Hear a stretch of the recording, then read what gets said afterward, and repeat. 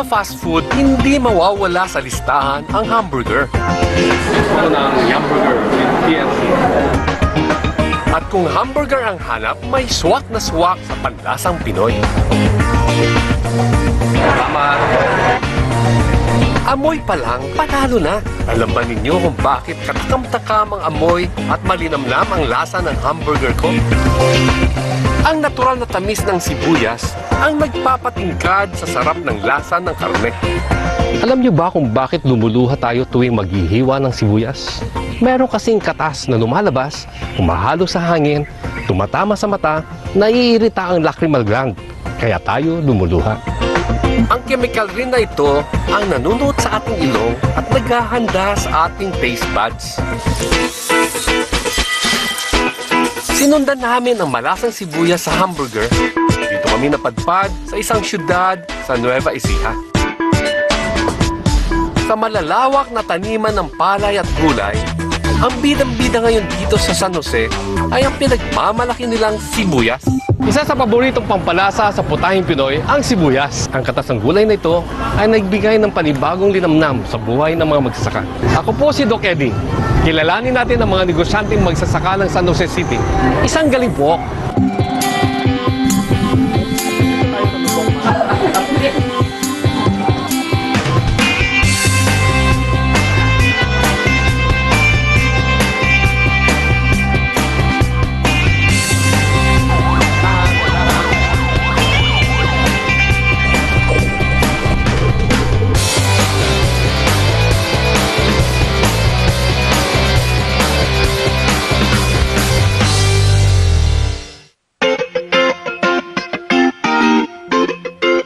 Dito sa kilalang rice granary ng Pilipinas, sagana rin ang ani ng sibuyas.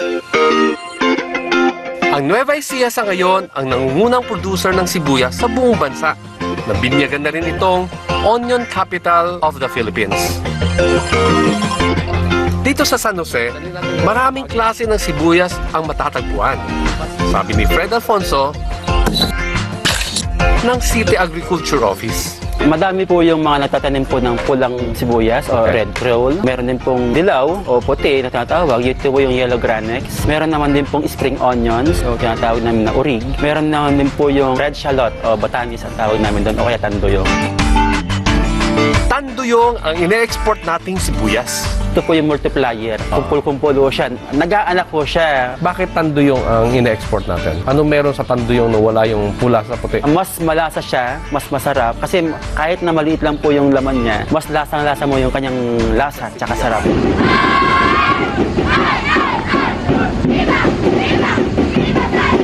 At bilang pasasalamat sa masaganang ani at biyayang dala ng mas malasa at mas masarap na sibuyas, isang selebrasyon ang ginagawa taon-taon sa San Jose. Kasabay ng taunang fiesta ng Pag-ibang Damara, tuwing ika-4 ng linggo ng Abril, idinaraos ang Tanduyong Festival. Sa ngalan ng sibuyas, nababalot ang syudad ng umaatikabong sayawan at kasiyahan. Hindi kataka-taka kung bigay todo ang pagdiriwang ng Tanduyong Festival. Maraming pinagdaan ng hirap ang mga magsasaka ng San Jose. Hindi malilimutan ni Mayor Marivic Belena ang taong 2007. Pag-upo niya sa City Hall, malaking problema agad ang sumalubong sa kanya. Yung year na yon, bagsak ang presyo ng sibuyas. At the same time, that time, yung Tanduyong nagkaroon ng sakit. Halos hindi may benta ang mga sibuyas. Dala raw ang sakit ng pabago-bagong panahon at peste. Kalat po yung pinsala po ng harabas o yung cutworm. Tsaka yung tinatawag naming jet o leaf miner. Mag-imbita tayo ng mga taga... Humingi ng saklolo ang City Agriculture Office ng San Jose sa Philippine Rice Research Institute o PhilRice para mapuksa ang peste.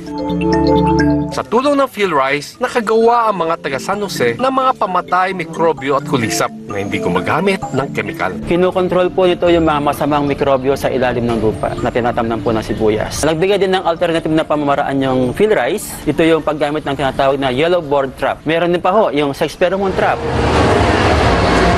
Si Mayor Belena naman, nakarating sa UP Los Baños sa paghahanap ng gamot sa sakit ng tanduyong. Bumagsak ang puso niya na marinig ang payo sa kanya. Sinasabi nila na ang solusyon doon sa Tanduyong is maghintay. I-rest namin yung lupa. Siyempre sa mga magsasaka, hindi pwede yun eh. Sa kanila talagang mahalaga na makapagtanim sila yearly.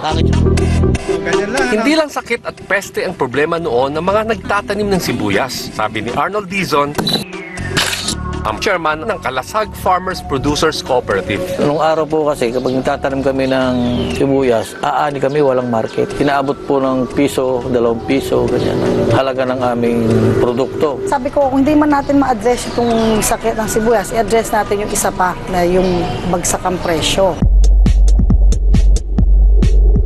Kung may Big 3 sa industriya ng langis, mayroon ding Big 3 na kumukontrol sa presyo ng sibuyas, sabi ni Mayor. Kung sino yung nagbibigay ng seeds, sila rin yata, nagpapautang ng seeds, sila rin yung bumibili ng onion sa mga farmers.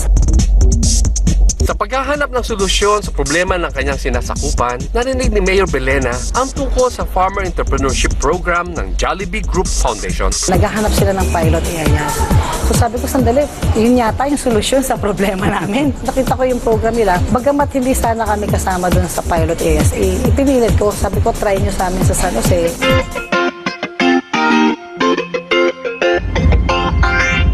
Dahil naging kapartner na niya ang Jollibee Group Foundation sa isang proyekto, walang inaksayang oras si Mayor Belena. Jollibee Group Foundation ay namamahala sa Corporate Social Responsibility Projects ng Jollibee Foods Corporation o JFC. Sumulat sa amin si Mayor Marivic Belena. Pinulong namin siya, nakita namin kung ano yung adhikain niya sa mga magsasaka. Kaya nung nagsimula kami ng 2008, kasama ang San Jose sa mga pilot sites ng Farmer Entrepreneurship Program. Bakit San Jose? Una kasi tinignan namin ano ba yung produkto o yung crop na malaki ang pangangailangan ng Jollibee Foods Corporation. At yun nga ay sibuyas. Ginagamit namin to sa paggawa ng hamburger patty ng Jollibee at ng pizza ng Greenwich. Paliwanag ni Gisela, Executive Director ng JGF, mahalaga sa kumpanya ang mga magsasaka dahil nasa negosyo ito ng pagkain. Malinaw din sa foundation kung anong tulong ang kaya nitong ibigay. Ngayon, alam naman natin na ang pagsasaka, hindi lang yan yung makapag-produce ng ani. Importante sa kanila na maibenta ito sa mga merkado dahil yun ang kabuhayan nila. At yung access to market, ito yung bagay na pwedeng i-contribute ng Jollibee Foods Corporation. Mabilis man nabuksan ang pinto ng JFC sa mga magsasaka ng San Jose, maraming problema ang kanilang pinagdaanan. Hindi simple ang proseso ng pag-uugnay ng maliliit na magsasaka at higanting kumpanya. Sabi ni Gisela, kailangan nilang ihanda ang bago nilang supplier. May mga sinusunod ito na quality standards, volume requirement, at timeliness factor. Regular na suppliers, alam na ito. Pero hindi sanay yung mga magsasaka dito, kailangan namin sila ihanda. Takot at kaba ang unang naramdaman ng mga magsasaka. Kwento ni Wency Gomez, manager ng Kalasag. Siyempre, hindi ko sure na yung produkto na inaalok ko tatanggapin or papasaba sa specs nila, papasaba sa quality. Hindi sila makapaniwala na kaya nilang gawin yon. Kahit yung mga kapwa nila magsasaka, yung mga kapitbahay, parang sinasabi, hindi totoo yan, paano nyo magagawa yan? Nawala lang ang kaba ng mga magsasaka pagkatapos ng isang pagbisita sa komisari ng Jollibee. Kinailangan namin silang dalhin sa aming komisari sa Canlubang, makita nila yung production process doon at makita nila yung kalidad ng mga raw materials, mga gulay na ginagamit natin. At doon, unti-unti namulat sila na, kaya naman pala natin to. Kaya naman pala natin, kung ganun lang quality ang gulay, kaya natin dalhin to. Pero bago nagkapirmahan ng kontrata, dumaan ang mga magsasaka sa isang Agro-Enterprise Development Training. Isinagawa ito ng Catholic Relief Services o CRS, isa sa 2 institusyon na kapartner ng Jollibee Foundation sa Farmer Entrepreneurship Program. Magandang pagkuhan sa research at that time. Sa training, tinuruan at natuto ang mga magsasaka maging negosyante. Sabi ni Ador Mariano, ang Deputy Program Manager ng CRS. Parang we practice the top to bottom at saka bottom to top na planning, execution, implementation, lahat-lahat po. Ano mga pagsasanay na binigay niyo? Pinagawa po namin sila ng supply plan. Gaano kalaki, gaano kadami yung sibuyas nyo. Kung magtatanim kayo, next planting. Taong 2008 nang maplantya ang buong programa para sa mga magsasaka ng San Jose. Ang Memorandum of Agreement ay naikasa sa pagitan ng lokal na pamahalaan ng San Jose, Jollibee Group Foundation, CRS at National Livelihood Development Corporation o NLDC. Kasabay nito, binuo ang Kalasag Farmers Producers Cooperative. Ilang meeting kayo with Jollibee bago nabigyan ko ng PO? Marami po, siguro 20 beses. Mula po sa sampling, ganon, accreditation. Accreditation po, 7 times kung nagpunta na kami para ipa-accredit yung Kalasag. 7 beses ka rin pumunta sa kanila. Sa tulong ng NLDC, nakahiram ng puhunan ng Kalasag sa Alalay sa Kaunlaran o ASCII. Unang loan po namin sa ASCII, kung mga po microfinance, ay 3% po monthly. Monthly. Kung sa labas ka uutang magkano? Kwan po, 25 to 30%. 4 months contract lang po yun. Oh. Sa ASCII po, 5 months contract. Kasi nakita ko yung pagtulong ng ASCII dun sa mga farmers natin. Bistulang isang sugal daw para sa ASCII ang ginawang pagpapahiram ng puhunan. Sabi ni JP, acting program manager ng ASCII. Minsan na pala itong napaso nang magpautang sa area mismo ng Kalasag bago nabuo ang kooperatiba. Yung area, which is yung San Agustin at Kaliwanagan na area ng Kalasag, ay dati naming past due area. Ayaw namin siyang pasukin kasi nga talagang andun yung marami kaming past due na itinigil namin yung pagpapahiram namin ng puhunan. Talagang nung time na yon, kahit anong pilit namin, nalugi sila, sige, walang nagbayad. Sumubok ulit ang ASCII dahil sa rekomendasyon ng NLDC at sa konsepto ng programa. Kumbaga, ito ay complete package na merong bigyan mo ng puhunan yung kliyente mo, may puhunan yung mga magsasaka, at the same time, meron silang market. So, naniwala kami doon sa programa. Kaya kahit risky, nagpahiram kami ng puhunan sa umpisa, worth I think 780,000, 2009 for the crop production ng 2008-2009. Sa unang tanim pa lang ng sibuyas ng mga kasapi ng Kalasag, nangako agad si Mayor Belena ng todo suporta. Panay din ang kanyang dasal. Siguro hindi lang ako nagnunubina, wag lang bumagyo sa San Jose. Wag lang ako uulan. Dapat wag kaming uulanin ng January, February kasi yung malulusaw yung sibuyas. Nadinig naman ang dasal ni Mayor Belena at ng buong San Jose. Yung unang deliver nyo, ayos naman, na-deliver nyo Okay po. volume, Nakuha po namin. quality, wala mga Okay reject. po. Wala naman po. So happy sa inyo ang Jollibee? Siguro po dahil unang farmer po na nakapag-deliver doon ng maayos. Noong nakapag-deliver na kami doon, saka kumalat, taas noon na bawat magsasaka. O, tingnan nyo, nakaya namin. And proud yung magsasaka kasi ang nakuha nila 0.07% discrepancy sa total delivery nila na 16. 0.07%. Halos 100% wala Opo. Sa unang taon ng programa, nakapag-deliver ang Kalasag ng 60 toneladang sibuyas sa komisary ng Jollibee. Happy ba kayo sa Kalasag? Masayang-masaya kami. Bakit? Imagine, nagsimula sila sa 60 metric tons noong 2009. At ito ng 2014, umabot ng 400 metric tons yung kanilang delivery ng sibuyas. Pwede na talaga silang tawagin na entrepreneurs.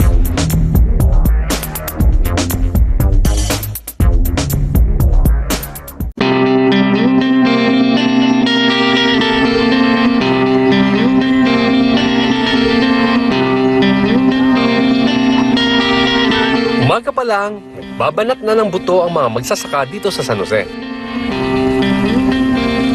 Kailangan ang iba yung sipag. Palaki na kasi ng palaki ang kanilang taya sa pagsisibuyas. Ilan target nyo this year?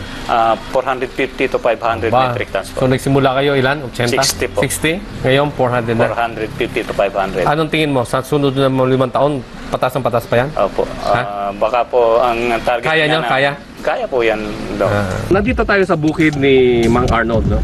Tuturuan tayo ngayon kung paano magtanim ng sibuyas. Sumama ako sa mga taga-Kalasag at sumubok magtanim ng sibuyas. Ito yung ibang klaseng sibuyas. Ang tawag nila dito ay spring onion. Ito wala tong bulb. No? Ito lang kinukuha natin. At pag tinanim to, in 40 days, pwede na anihin at pwede na igulay. Hindi lang fresh yung kanilang dinideliver ngayon, nagpipiling na rin sila na malaking nakakatulong dahil pati yung mga kapitbahay nila, mga kababaihan, nakikinabang din sa ginagawa nila. Pagkaani po namin ng sibuyas, ay kasunod na po namin nagtatanim ng hot pepper na pinagdi-deliver po namin sa Chowking. Malayo na nga ang narating ng Kalasag. Bukod sa sibuyas, nagsusupply na rin ang kooperatiba ngayon ng sili na ginagamit sa sausawan ng siomai sa Chowking. Nanganak din na mas marami pang oportunidad ang programa. Mayroon ng mga 15 kumpanya na kasama na namin dito sa efforts ito. Kasama na nga rito ang CDO Foodsphere, ang Splash Foods Corporation, ang Walter Mart, ang Gaisano at Plantation Bay, no, among others. Ipinatutupad na ngayon ang Farmer Entrepreneurship Program sa 22 lugar sa buong bansa. Mahigit kumulang 1,000 magsasaka na ang kasali sa programa. Unti-unti nang nakapagpupunda ng mga gamit at nakapagpapaaral ng mga anak ang mga magsasaka ng San Jose. Awan ng Diyos, natubos ko na po. Kaani ko lang po ng puti dyan. Kaya... Si Mang Augusto, nabawi na ang lupang na isanla noong madugi siya sa pagsisibuyas. 100,000 po na isang lang, sir. So sa isang anihan na natubos mo? Opo. Tapos po yung anak ko, continue sa pag-aaral pa. Malaki daw ang papel ng lokal na pamahalaan sa naging takbo ng programa. Malaking factor dito na si Mayor Belena mismo ay may background sa pagninegosyo. So naiintindihan niya kung gaano kahalaga ang disiplina, gaano kahalaga ang pagtitake ng risk, at the same time gaano kahalaga yung trabaho at hard work sa dito. In fact, sa kanila, bawat agriculture technician naka-assign sa isang barangay. So kita mo na pinupuntahan talaga nila yung mga magsasaka. May co-op office na nakatutok talaga dun sa development ng kooperatiba, nung farmers cooperative. Miyembro si Tina Corpus ng site working group ng programa. Siya mismo ay hindi makapaniwala sa naging resulta. Kayang-kaya na nila. Nagugulat na lang kami, nakaka-access na sila. Yung empowerment na tinatawag, mas maramdaman nila ng mabilis. Nagkaroon sila ng kumpiyansa sa sarili. Mas lumakas yung loob nila. Malayong malayo raw ito sa dating katayuan ng mga magsasaka na mas bagay daw tawaging magsasako. Pagkatapos ng anihan, babayaran yung inutang na 5-6 sa mga kapitalista, sa mga usurer, babayaran. Ang matitira na lang sa kanila is sako. Pag umutang ka ng 1,000, 1,000 ang interes. Para sa mga miyembro ng Kalasag, higit sa agrikultura at negosyo ang kanilang natutunan sa programa. Kahit na po, may ibang buyer na pumunta at bilhin yung produkto ng aming nakasaping member, hindi po nila makuha. Dahil meron na po silang paninindigan na nasa co-op na kami. Dapat magkaroon ng disiplina ang magsasaka para tayo ay maging successful. Otherwise, kung kahit ilang training ang gawin mo dyan, kung yung magsasaka ay hindi mapalitan yung pagtingin noon at saka ngayon, wala. Kaya importante po yung baguhin yung kaisipan. Ilang parangal at pagkilala ang natanggap ng Farmer Entrepreneurship Program. Dahil dito, mas nakilala rin ang lungsod ng San Jose. Moderno na ito. Ibibigay natin yan sa DTI. Ang DTI maghahanap dun sa Amerika. Iba't ibang grupo na ang bumibisita sa Kalasag para alamin ang sekreto sa likod ng kanilang tagumpay. Anong pakiramdam na sinasalaysay mo yung ginagawa niyo dito sa ibang mga magsasaka? Proud po kami talaga, lalo na po sa katulad ko. Bakit? Karangalan po sa amin yun. Sa tagal-tagal ng panahon. Ngayon lang po kami nakakabisita ng mga tituladong tao. Ilang grupo rin ang sumunod sa ginawa ng Kalasag. Kabilang dito ang Onion and Vegetable Producers Cooperative o OVEPCO na nabuo noong 2011. Nagbebenta na rin sila ngayon ng sibuyas at sili sa JFC. Tulong-tulong po kaming mga membro na mapunan yung i-deliver namin sa Jollibee. Kung ilan po yung ikinumit mo, kailangan yun ang ibigay mo. Ang 60% po ipapasok po sa Jollibee at yung 40% sa local traders po. Si Raquel Ariem, ang Vice Chairman ng OVEPCO. Napalakas daw ng kooperatiba ang mga magsasaka na dati ay sunod-sunuran lang sa mga trader. Ilan lang ang gustong ibayad ng traders, yun lang po ang ibabayad sa amin. Pero ngayon po, pwede po kami magmalaki sa traders kasi nasa kooperatiba po kami. Malaki magkita rin sa gulay. Malaki po, kasi po every other day, aani ka dun. Pag masipag po ang tao dito, hindi ka magugutom. Pero hindi lahat ng kooperatiba na sumunod sa yapak ng kalasag ay naging matagumpay. Hihirapan kami kung paano pag-marketing at pare-pares mahihirap sir ang kabanga. At yung sarili naming tanim sir, ayun na lang ang kinukumit namin. Kasapi si Isabel Mijares ng kapisanan ng mga babae na nagtatanim ng gulay at iba pa o kabanga. Nabuo ang kanilang grupo noong 2012. Mga gulay sa pinakbet at sibuyas ang kanilang produkto. Hindi raw napag-aralang mabuti ng mga kababaihan kung ano ang dapat itanim. Sana bago ka magtanim, alam mo na yung produkto, magkano ang cost mo doon at saka saan mo ititinda. Then magkano yung magiging ganansya mo later on. Kulang na kulang daw sa paghahanda at naging mahirap din pamahalaan ang kabanga. By experience kasi, even kung wala pa ako sa government, yung malaki kagad na co-op, sandali lang, yung lifespan nila maikli. Mas naniwala ako na kailangan mas start ka sa maliit na mas malakas, saka pagka malakas na sila, saka mo padamihin. Kahit nabigo sa unang pagsubok, tuloy pa rin sa pagtatanim ang kabanga. Sa tulong ng mga seminar, unti-unti nang inaayos ngayon ang kooperatiba, sabi ni Isabel. Halimbawa po, pipitas ka ng mga 100 bundle, kahit na yung 10 bundle lang sir, mapunta doon at yung pinaka-porsyento nun, papasok po sa co-op namin.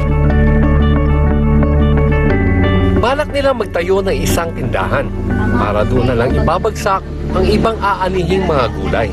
Sa awa po ng Diyos, nagkaroon kami ng galing sa National DA na grant ng 100,000.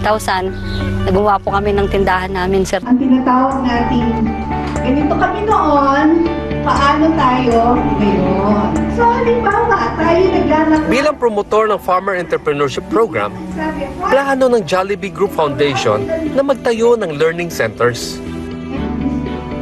Para itong magiging field school. Kung makikita nila kung ano yung ginagawa ng mga magsasaka, nakikita nga namin ang San Jose City ang isa sa mauunang FEP Learning Center na matatayo sa susunod na panahon. Ngayon pa lang, kung saan-saan ang lugar sa Pilipinas ang pinupuntahan ng mga leader ng kalasag para ibahagi ang kanilang nalalaman. Nagsisilbi silang inspirasyon sa marami pang mga magsasaka na posible nga na maging negosyante at mas umunlad yung buhay nila.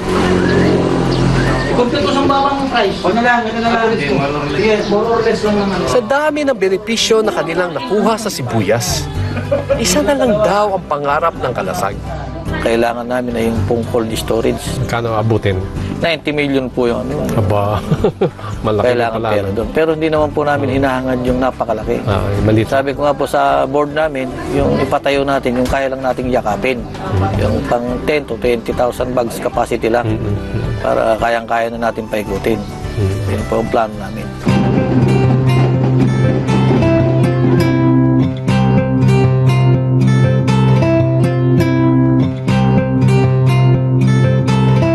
Nagsimula lang sa hangarin na matugunan ang pangangailangan ng mga magsasaka. Ngayon, panibagong buhay at tamis ang ibinigay ng sibuyas sa mga taga San Jose. Kung lahat ng lugar ay merong ganito, palagay ko walang mahirap na Pilipino.